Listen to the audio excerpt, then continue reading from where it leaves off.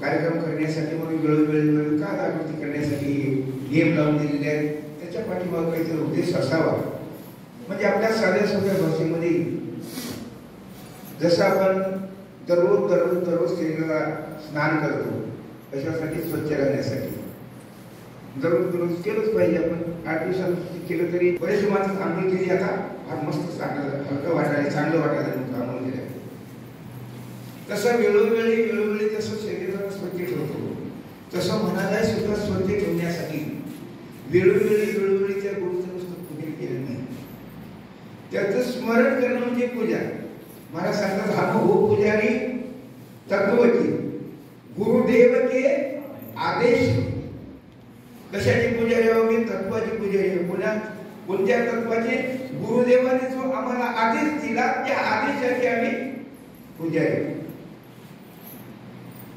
महाराज पुन्हा सांगतात, न होत गुरुची पूजा गुरुची गंध लावणी, न होत गुरुची पूजा गुरुची माळ घालूनी. मग कशाला गुरुची पूजा होते? हे सगळं अवडंबन आहे. हे सगळं आपल्या मनाच्या समाधानासाठी आहे. हार टाकणं, दिवे लावणं, पूजा करणं, उदबत्ती लावणं, हे सगळं काही आपलं मन प्रसन्न होण्यासाठी आहे. पण खरी पूजा जी आहे ती महाराज सांगतात, खरी जर पूजा कोणती असेल तर वचनी त्यांच्या ऐकुनी. जे त्यांचे वचन सांगतील ते वचन पाळणं म्हणजे खरी. जरी प्राण जाय क्षणा आम्ही त्यांचं वचन विसरणार नाही. त्या वचनाप्रमाणे, त्या तत्वाप्रमाणे वागू आम्ही. हे गुरुची पूजा. मग आता गुरु, मग कोणता गुरु मानावा, कोणाला गुरु मानावा? जे आपल्याला ज्ञान देतो तो गुरु. जे माहित नाही ते वस्तू आपल्याला माहित होती हे गुरु. आणि अशा पद्धतीचं वातावरण निर्माण गुरुदेव करतात की आपल्या या मनाला कुठेही न भटकू देता, या मनाला नेहमी गोंधारीत राहिलो तर हे मन स्वच्छ राहते. तसं स्नान करतो तसं मनाला वेळोवेळी गुरुचं स्मरण करणं म्हणजेच मनाला स्थिर करावया धनी गुरु प्रेम हृदय. म्हणून हृदयामध्ये जे सारखं सतत प्रेम असलं पाहिजे. म्हणून महाराज आत्मप्रभू या ग्रंथामध्ये लिहितात, करावी ती उपासना ती ऐशी प्रथम लीनता ती धरावी. काय करावं तर गुरुचं ज्ञान आपल्याला प्राप्त करून घ्यायचं. गुरुजींनी आपल्याला स्थिरावायचं आहे. गुरुचं वेळोवेळी जर स्मरण करायचं असेल तर काय?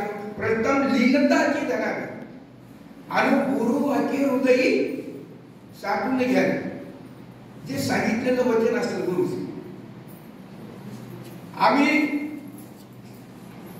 काही गुरुचे शब्द आहेत असे, जेव्हा गुरु करत असतो तेव्हा ते मंत्र देतात म्हणे तन मन धन गुरुला सर्व अर्पण. म्हणजे आपण कोणाचे झालो? त्या गुरुदेवाचे झालो. आपण आपले राहिलो नाही, आपण गुरुदेवाचे झालो.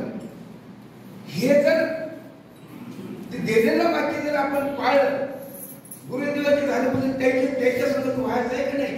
त्यांनी सांगितलेलं एकही विचार आपला त्यांच्या विचाराच्या पलीकडे येऊ नये, जाऊ नये. त्यांच्याच विचाराच्या सानिध्यात राहणं, वेळोवेळी स्मरण करून आपलं कार्य सुद्धा तेच करतात. त्याच पद्धतीने करणं म्हणजेच गुरुला करणं. त्याच्याशिवाय दुसरं कोणतंही काही करायचं नाही. जे गुरु सांगतील तेच करायचं, त्याच पद्धतीने सांगायचं. पण आम्ही तसं करत नाही. आम्ही तन देतो, धन देतो, पण मन देत नाही. आम्ही मन देत नाही. आम्ही मनाच्या मागे कोणीकडे जातो. एखाद्या वेळेस तन देतो, थोड्या वेळा करता पुढचा चला गुरुचं काम करायचं काहीतरी, चला म्हणून तन देतो आम्ही. वाटलं तर गुरुनं मागितलं धनही देतो त्यांना, पण मन देत नाही. आमची हे चोकाटी. महाराज सांगतात की बा त्याने दिलंच पाहिजे. म्हणून मी दिलो म्हणतात स्वतः तुकडोजी महाराज. तन दिया मन दिया और बच गए असतो धन भी दे दिए. आता काय झालं म्हणतात, आबतोरा प्रेम ही पास. नुसतं प्रेम शिल्लक राहिलं म्हणतात. धन नाही, तन नाही, मन नाही, काहीच नाही, सगळं अर्पण केलं म्हणतात.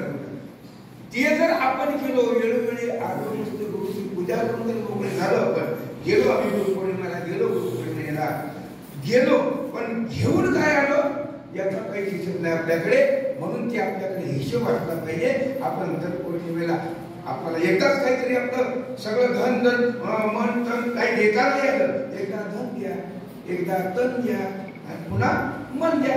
असं देत देत हळूहळू आपण ते गुरुस्वरूप झालं पाहिजे. आणि ते गुरुस्वरूप होण्यासाठी म्हणून वेळोवेळी त्यांचं कीर्तन केलंच पाहिजे. घडी घडी म्हणजे तुमचे नाम पाहावे, चित्त स्थिर होऊन शरण पाहावे.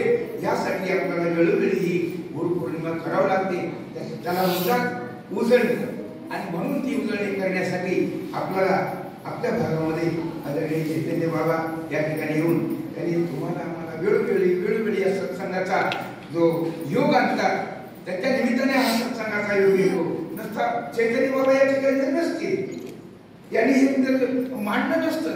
मग तुमच्या घरात केले असते, आम्ही आमच्या घरात केले असते, कोणी कोणाच्या घरात केले असते, नवीन कुठल्या तरी गुरुपाशी जाऊन काहीतरी केले असते. एवढंच समाधान आम्हाला. आम्ही तिथं गेलो, खूप मोठा कार्यक्रम झाला आणि दर्शन घेऊन आम्ही काम संपलं. एवढं संपणार नाही जोपर्यंत आपण चांगलेले विचार गुरुचे ज्यांना गुरु मानतो आपण, त्या गुरुची काही तत्व आहे, काय विचार आहे, ते जोपर्यंत आपण आपल्या आचरणात आणणार नाही तोपर्यंत त्या गुरुची कृपा आपल्याला होणार नाही आणि आपण गुरुला मानणं हे सुद्धा योग्य होणार नाही. आणि म्हणून त्या गुरुदेवांनी आपल्याला सर्वांना अशा प्रकारची सद्बुद्धी देऊ की जेणेकरून आपलं जीवन आपलं उच्चतम बनवून आपल्या जीवनामध्ये काहीतरी परिवर्तन होऊन आपलं जीवन सुखी समाधानानं जगावं अशी त्या गुरुदेवांनी आपल्याला कृपा करावी. आणि त्या गुरुदेवांनी आपल्याला सर्वांना असं करून घेण्याची सद्बुद्धी द्यावी. एवढेच बोलून या ठिकाणी माझे 2 शब्द बंद करतो. गुरुविषयी श्रद्धा या ठिकाणी आपल्याला सांगितलेले आहे. आणि अजून आपल्यामध्ये एक काहीतरी क्रांती व्हावं, या परिसरामध्ये लोक व्यसनमुक्त व्हावे, महिलांनी सुद्धा जास्तीत जास्त गुरुदेव सेवा मंडळाकडे यावं. म्हणून आज तुम्हाला सांगतो, रवी भाऊ खडतर म्हणून निर्मलाताईंचे जे चिरंजीव आहे, आज महाराष्ट्राचं काम पाहतो, पूर्ण भारताचं. ताईनं त्या ठिकाणी गेलं तर एसीचे रूम आहेत, सगळं काही आनंद आहे. परंतु गुरुदेव कधी बसू देत नाही. गुरुदेव हमारा प्यारा आहे, जीवन का उजियारा. म्हणून अशा तत्वानं पेटलेली आज माय या ठिकाणी निर्मलाताई यांना विनंती करतो, आपणही गुरुविषयी आपले मनोगत व्यक्त करावे अशी विनंती करतो. निर्मलाताई. परमपूज्य गुरुदेव, अदृश्य रूपात वास करणारे गुरुदेव शक्ती, गुरुपौर्णिमेनिमित्त जमलेले सर्व गावागावातून आलेली सर्व प्रेमी मंडळी, आदरणीय चैतन्य बाबा यांच्या सानिध्यामध्ये आपला सर्वांचा वर्षभर आपला वेळ जातो. पुन्हा परत वर्ष बदललं की नवीन वर्ष लागली, परत पुन्हा आपण या सगळ्यांच्या सानिध्यात येतो. हे आपण गुरुमावली दुखलं असन, चुकलं असन, बोललो असन, चुकलं असन तरी जवळ जातो, पुन्हा बोलतात, पुन्हा जवळ घेतात. हे गुरु सहजासहजी मिळत नाही, कारण सत्यज्ञान स्वरूप आहे गुरुचं. वंदनी महाराजांची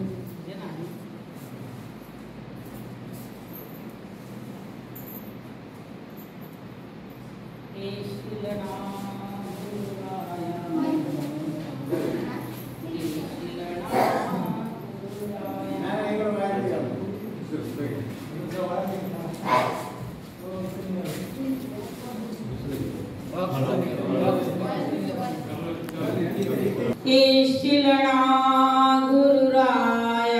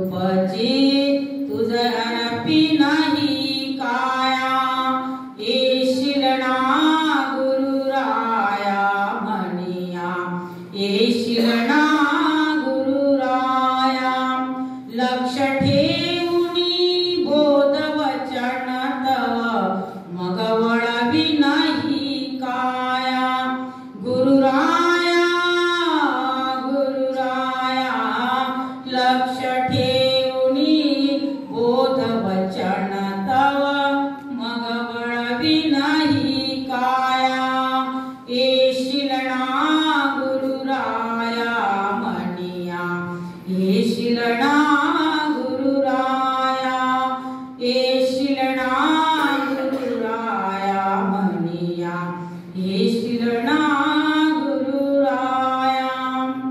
आजच्या गुरुपौर्णिमानिमित्त मी माझ्या जीवनामध्ये तर दादांच्या विचाराने वंदनी महाराजांच्या विचाराने करत आलेले आहे. पुढचा टप्पा कसा जाणार हे आपल्यालाही माहिती नाही.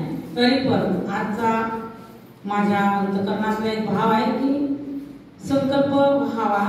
आजपर्यंत केलेला आपल्या सगळ्यांच्या समोर आहे. पुढे काय करणार आहे हे आपल्यालाच निश्चित करायचं आहे. काय होणार हे आपल्याला माहिती नाही.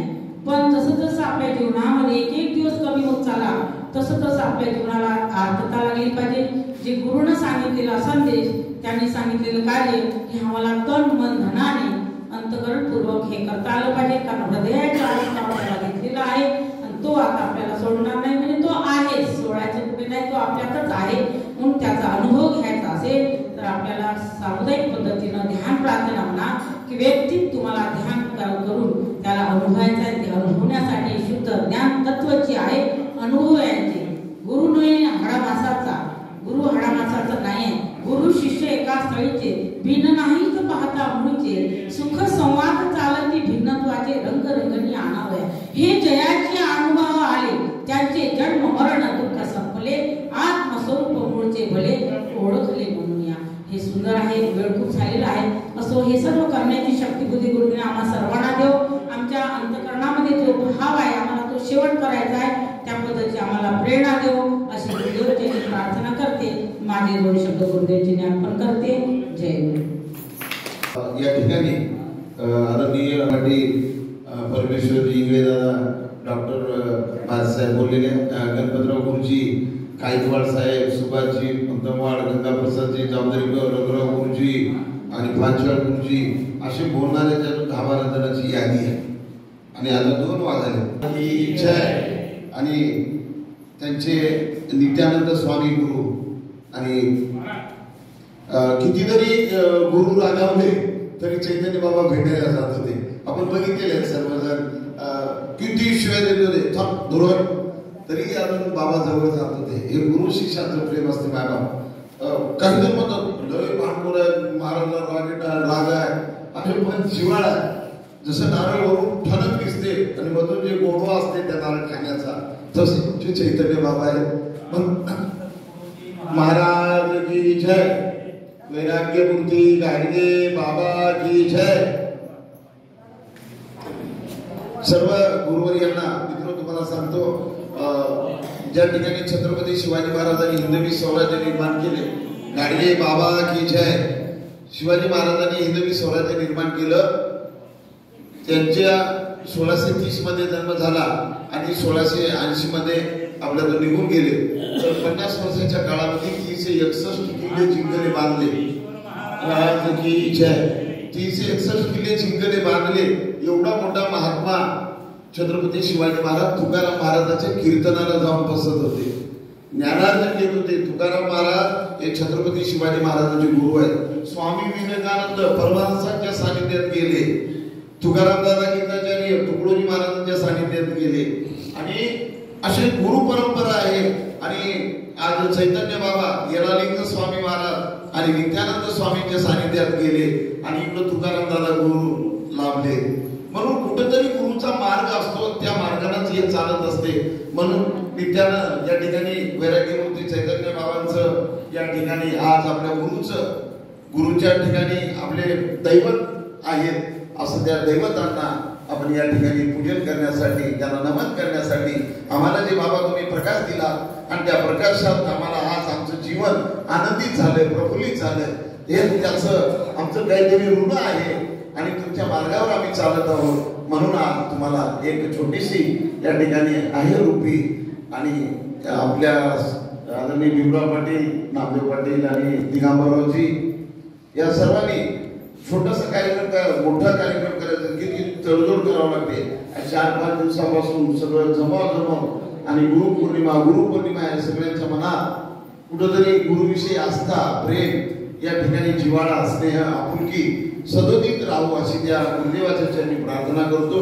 म्हणून मित्र की सदसंग जरी क्षण एक मिळे जीव पावन होईल आमचा. एका क्षणाचं जरी संतांच्या सानिध्यात गेलो आपल्या जीवनाचं पावन होते. असाच एक राजा जंगलामध्ये या ठिकाणी आपल्या तलवार काय म्हणतात मनुष्यमानाचा टोप फार देऊन आला होता आणि ते राजा बघितलं तिथं संत महात्मा बसलेला होता आणि संत महात्मा एक गोष्ट म्हटली, घिसताय लगाकर पाणी, तू किसली आहे किसरी बात महिने जानी. एवढं त्याच्या कानावर शब्द पडलं त्या महाराज राजाच्या. मग राजा गावाकडे गेला आणि दरबारात गेल्यानंतर तिथला जे त्या ठिकाणी प्रधान होता त्या वाणिक समाजाच्या माणसाला बोलवलं, तू दाढी करता महाराज राजाचं गळाच कापून टाक. मग त्यांनी येऊन धार मारू लागला असता वस्ताऱ्याला, तू घिसताय लगाकर पाणी, तू घिसरे बाप महिने जानी. 2च वाक्यानं मग तो उठला वारीक तो न्हावी आणि जाऊन पाया पडला, महाराज मी तुम्हाला कापून टाकणार होतो या वस्ताऱ्याला, तुम्हाला कसं कळलं? अरे बोले एक क्षण मी त्या जंगलामध्ये त्या गुरुचा सानिध्य लागला त्या महाराजांचं, म्हणून माझं जीव वाचलं. म्हणून क्षणामध्ये ज्या गुरुच्या सानिध्यात जातो की त्याचं जीवनाचं सार्थक होते. म्हणून चांगल्या माणसाच्या सानिध्यात राहा, वाईट लोकांच्या सानिध्यात जाऊ नका, हाच गुरुचा आदेश असते. मी गावात सुद्धा वारकरी पंढरीचे सगळे गावात जमले होते. काही ठिकाणी माळ घेणार होते गावातले. मी उठलो, आपल्या गावातले माळ घेणार आहेत, ते घेणार आहेत, मी सांगू लागलो.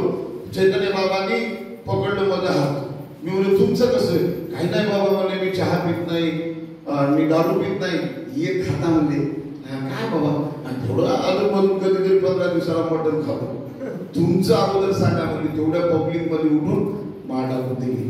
आज 25-30 वर्षापासून बाबांच्या सानिध्यात एक चांगल्या विचारात समजा मटण खात दारू आली असती, दारू सोबत माणूस भरकटला असतं. हा सगळं काही वैभव जे मिळालेलं आहे आपल्या गुरुमुळे आपल्याला मिळालेलं आहे. म्हणून आपण गुरुविषयी प्रत्येकाने श्रद्धा ठेवा, आस्था ठेवा. त्यांनी जे सांगितले त्यांच्या वचनाप्रमाणे चाला. थोडं खडतर बोलतात, रागावून बोलतात, ते पण आपल्यासाठी बोलतात, याची आपण जाणीव ठेवली पाहिजे. गुरुविषयी प्रेम असलं पाहिजे. आणि ज्या तुकडोजी महाराजांनी अडकोली बाबाविषयी जिव्हाळा होता आणि शेवटी अनेक भजन गुरुदेवाविषयी लिहिलेले आहे. शेवटी गुरुदेव दया कर दे, भगवंताला आराधना केली आणि शेवटच्या क्षणी सुद्धा आपण बाबांच्या त्या ठिकाणी यथोचित या ठिकाणी सत्कार करण्यात आले. गुरुवर्य वंदनीय राष्ट्रसंत तुकडोजी महाराज की, गाडगे बाबा की, सब साधू संतन की, नित्यानंद स्वामी महाराज की, यलालिंग स्वामी महाराज की, श्री गुरुदेव की, श्री गुरुदेव की, बोलो श्री गुरुदेव की. म्हणून या ठिकाणी आदरणीय गजानन पाटील कामटा सारगाव नांदेड जिल्हा सेवाधिकारी यांचे आगमन या ठिकाणी झालेले आहे. जिल्ह्यातून सर्वजण या ठिकाणी आलेले आहेत. मी सर्वांचे मनापासून तुम्हाला गुरुपौर्णिमेच्या शुभेच्छा देतो. आणि आपल्याकडे खूप बोलायसारखे व्यक्ती आहेत, परंतु मी यांच्या सानिध्यात राहिलेली मान घेऊन आपण या ठिकाणी सत्कार करावा. लागलीच आहे, त्याचे बाबा आपल्याला मार्गदर्शन करतील.